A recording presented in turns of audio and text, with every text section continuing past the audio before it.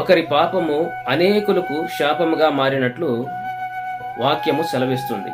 ఏదైను తోటలో ఆదాము అవ్వలు చేసిన పాపము సర్వ మానవాళికి శాపంగా మార్చబడింది. ఆజ్ఞ అతిక్రమించారు ఆదాము అవ్వలు. అలాగే ఆకాను పాపం చేశాడు. యెహోవా ధనాగారంలో ఉండవలసిన బంగారు వెండి అవి తీసుకుని వచ్చి తన గుడారంలో దాచిపెట్టుకున్నాడు. దాన్ని బట్టి ఆ కుటుంబానంతటికి శాపం వచ్చింది. అలాగే దావీదు పాపం చేశాడు. ఆ దేశానంతటికి శాపంగా మార్చబడింది.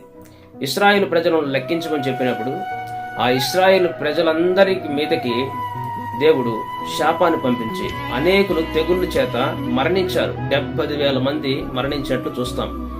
ప్రియమైన నా సహోదరి సహోదరుడా, ఈనాడు నీ కుటుంబానికి నీవు ఆశీర్వాదకరంగా ఉండవా, శాపంగా మార్చబడి ఉన్నావా? సరి చేసుకో. Praise the lord.